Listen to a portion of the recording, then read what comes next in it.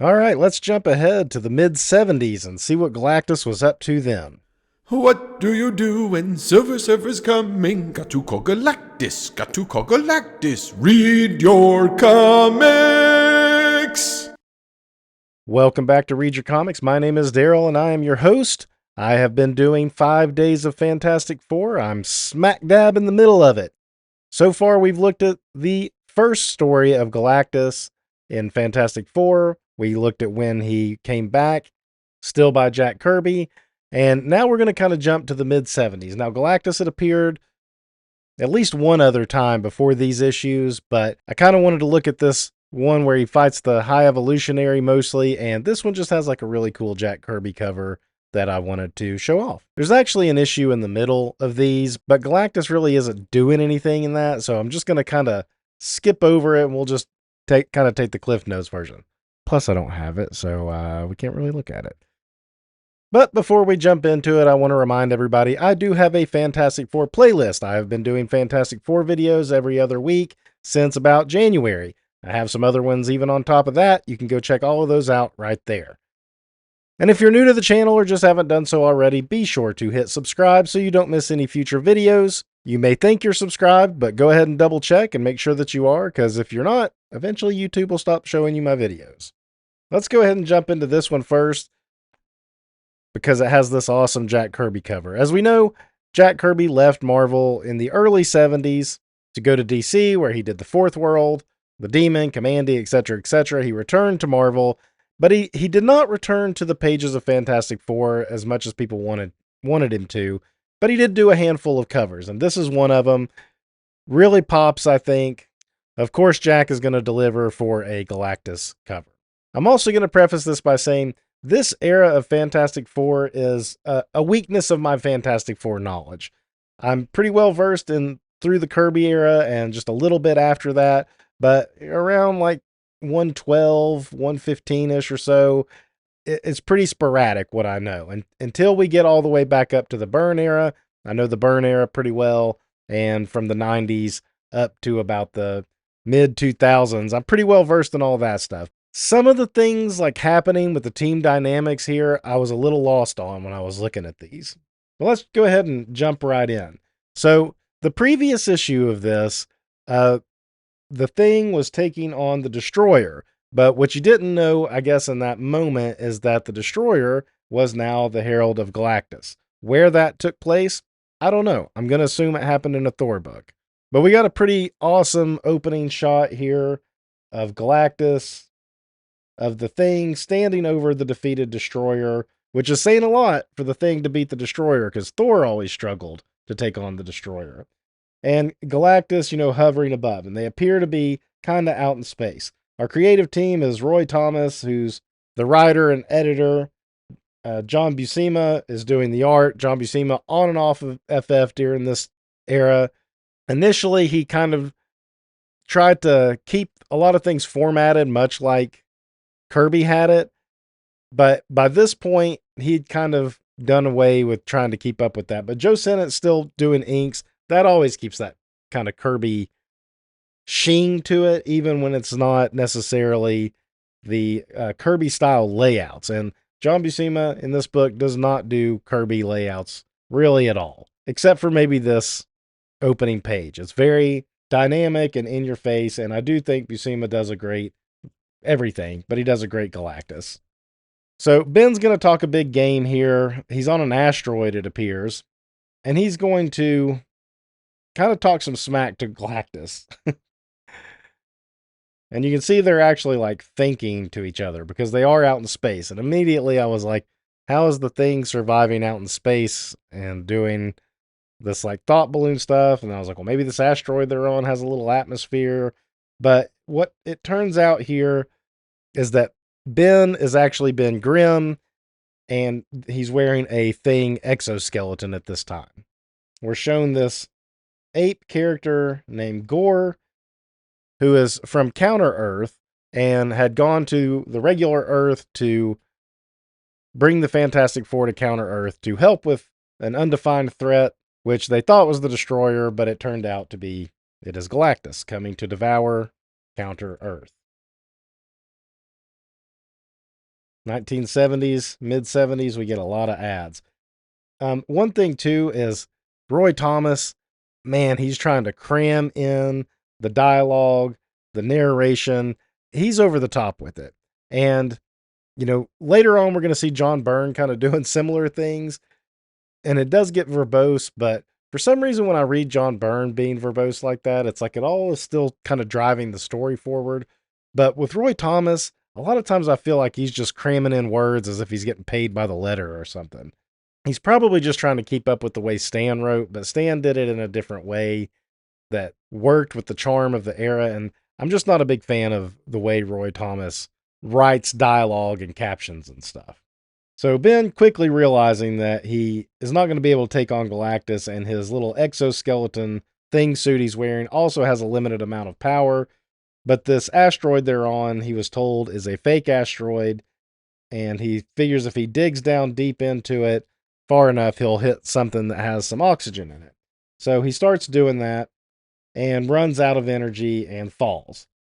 Now we know good and well that, that's not the end of him. And we see the Fantastic Four arriving in this ship with Gore, and Mr. Fantastic stretches out an arm to scoop him up and bring him into their ship.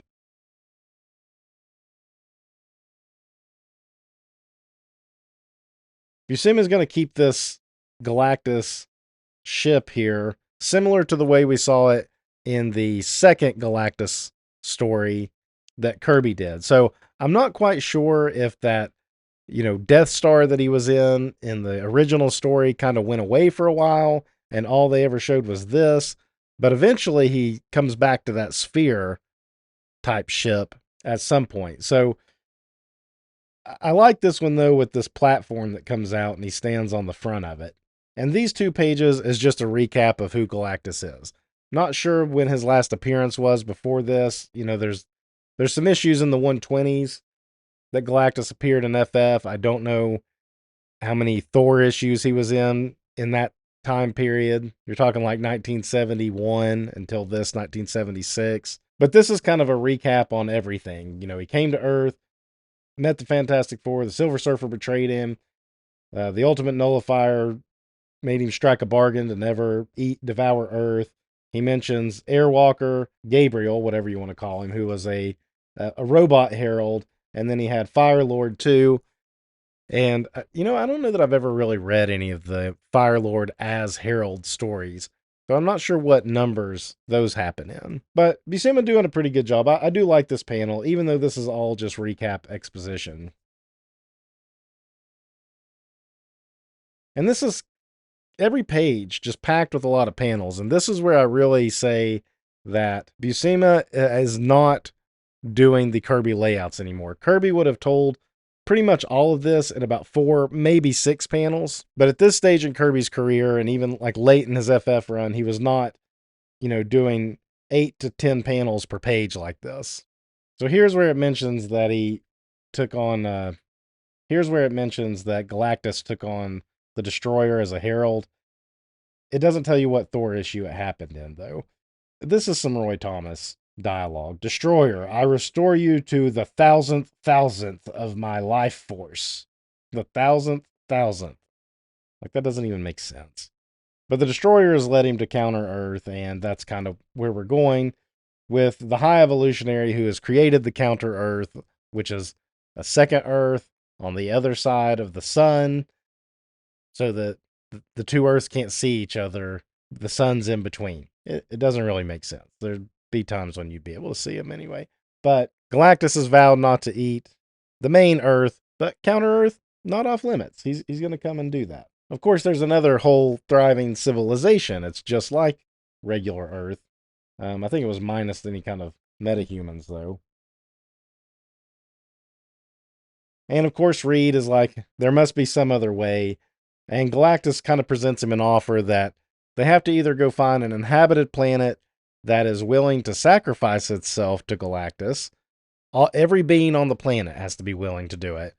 Or they earmark a planet for him to devour, and it has to be inhabited for some reason. I don't understand that aspect of it, because it's never been stated that Galactus has to devour inhabited planets. Sometimes the inhabited planets just happen to have more of the life essence resources that he needs. So, and we see this later on in the Burn issues, he does kind of come to this place where he tries to avoid eating the inhabited planets, but he has to eat more of them in order to satiate his hunger.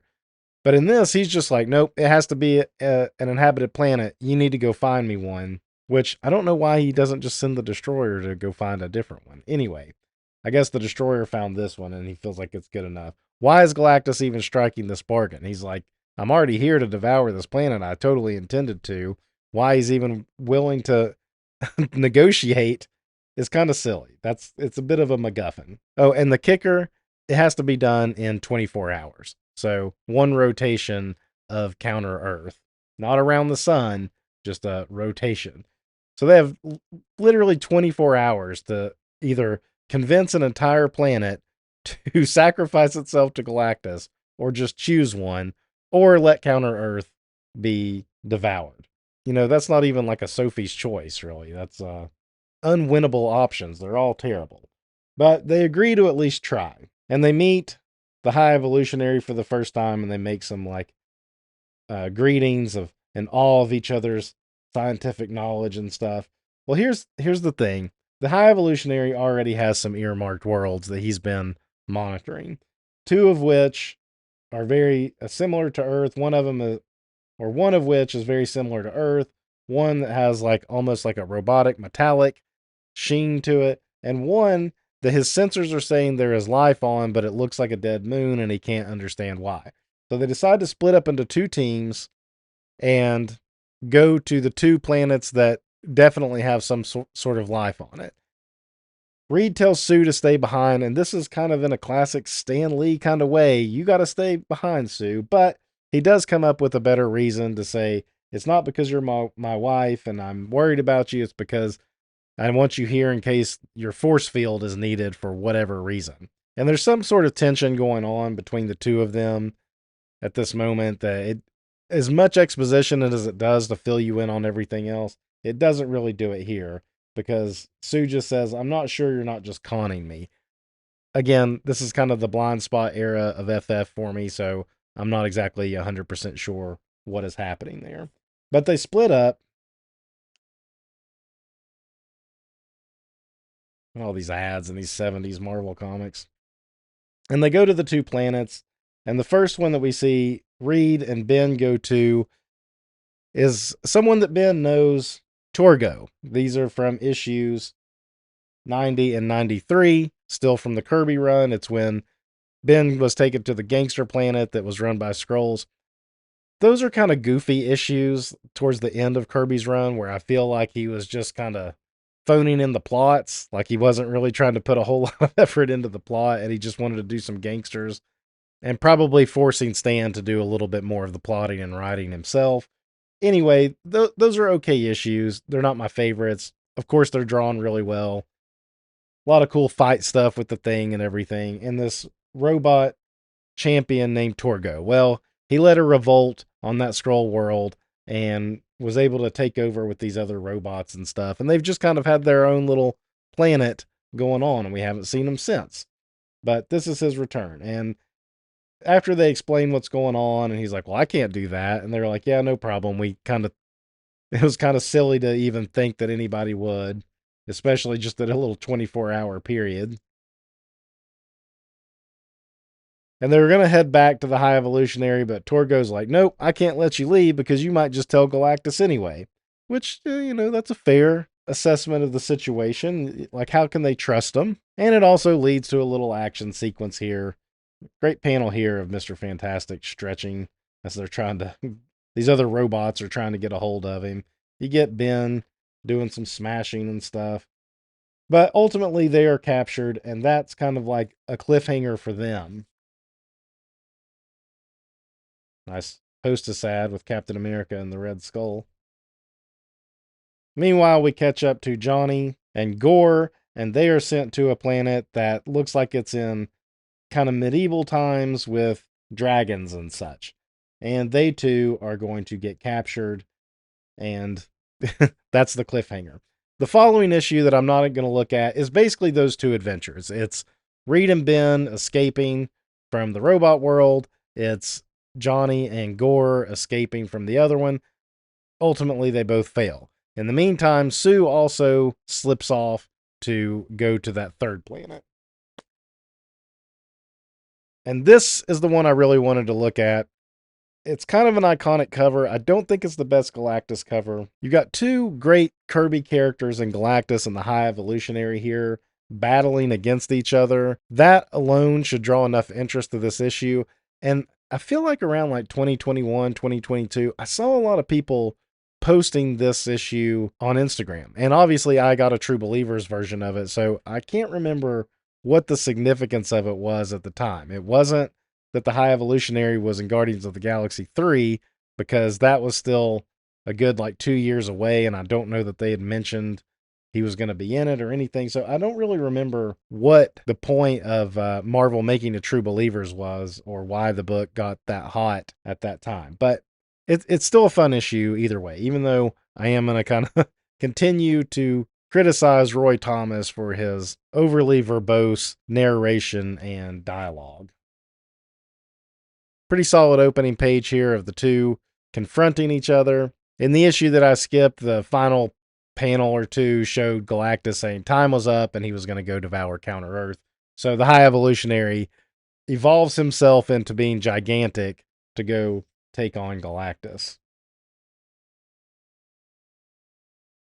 And they have, kind of an interesting conversation here. They're both sort of godlike. Galactus definitely, the High Evolutionary has evolved himself way beyond his original like human self.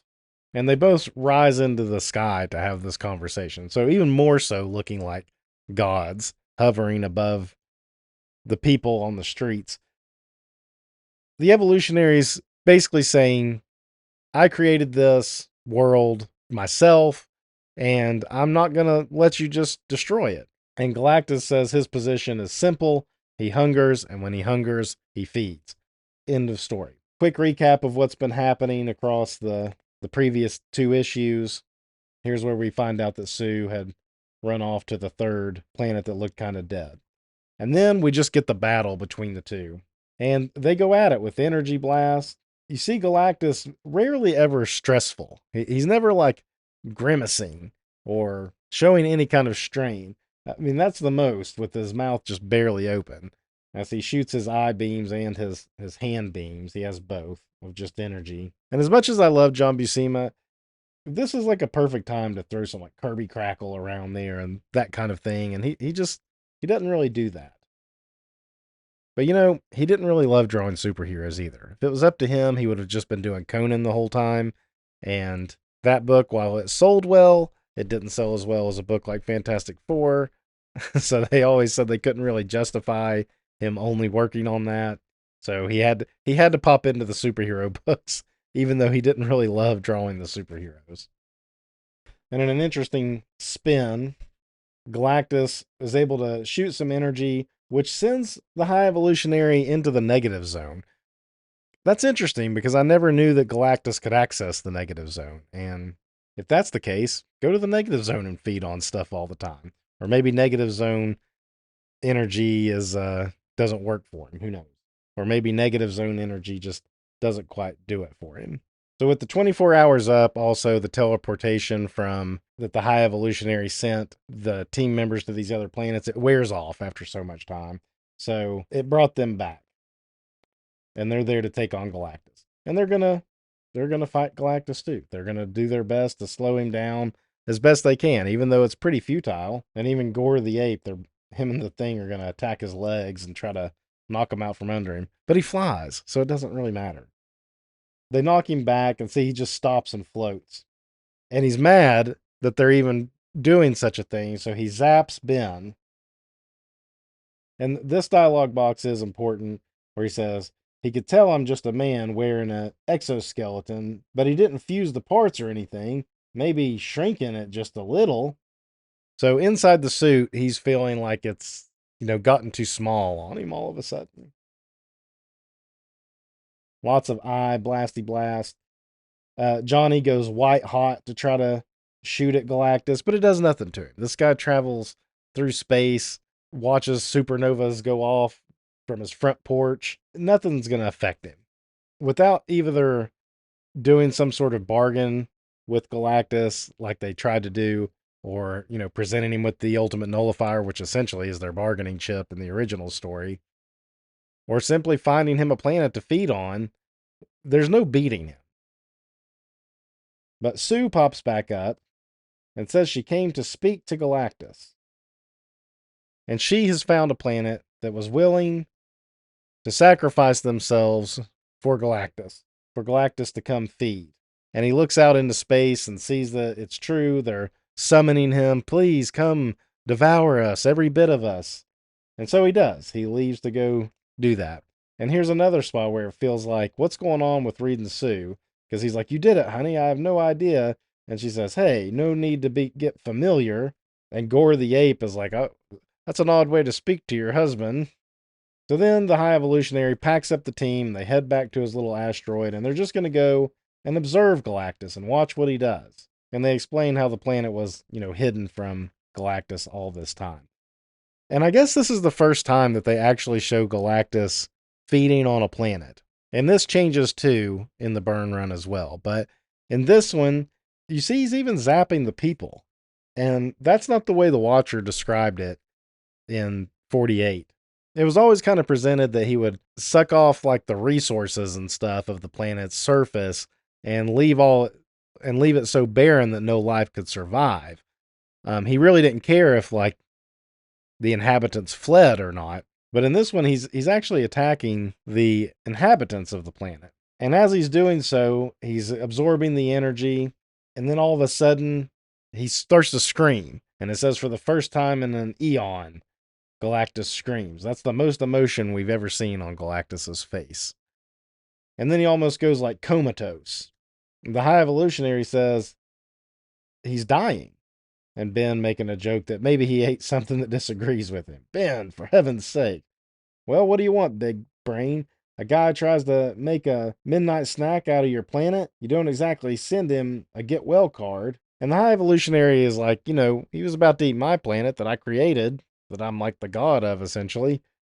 I kind of see what you're saying. But at the same time, he recognizes, along with Reed, that Galactus is a force of nature. He's part of the universe, natural order of things. And so the High Evolutionary decides he's going to help save Galactus. And he shoots some kind of evolutionary beam to Galactus, which makes his head get all big here. He goes chibi style, like a pop. Anyway, his head gets so big until he's just a head, and then he just becomes a brain, and then he just kind of becomes pure energy. Is this the end of Galactus? Like, he didn't die, but he's just become pure energy. And while he's in this state, he will hunger no longer. So I don't know if they intended this to be like the end of Galactus, like his final story. And even they questioned it in here. Ben's like, do you think that's the last we're going to see of him? It says like you won't believe it until, a couple decades go by and there's no sign of Galactus. Reed too is not so sure. And then they look to Sue, who in these 2 issues that I've looked at has had like 3 word bubbles. We realize this isn't Sue, it's the Impossible Man. I don't know if this is the first time the Impossible Man returns since FF number 11, which they refer to with an editor's note right there. Surely he had been back at some point, I would think, but they're making it out like they haven't seen him since that 1 issue. And he explains that planet was really his home planet. And they're like, well, why would you sacrifice your planet for Galactus? And he said, why not? And then he goes on to say his planet, the people there weren't really real. They were him, and he was them.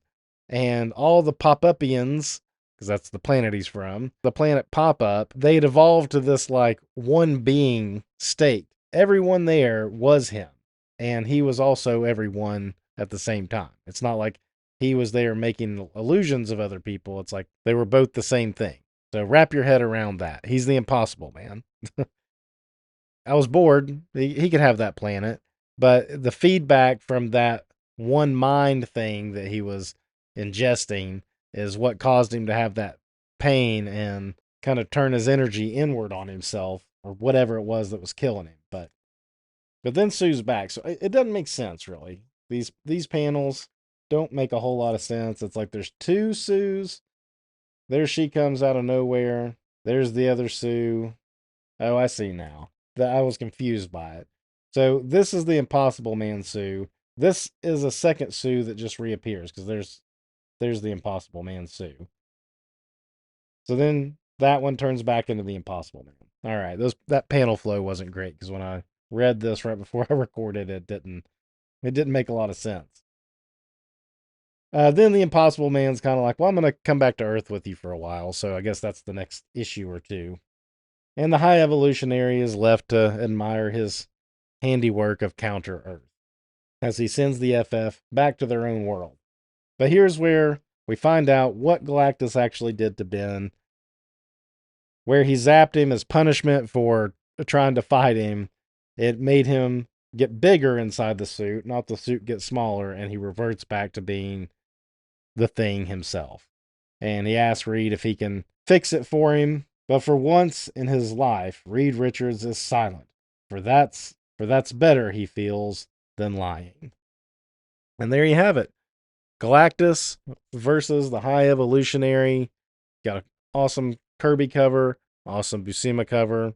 And anytime Galactus shows up, it has to take place in more than one issue. That's it for this one. I hope you enjoyed it. Until next time, read your comics.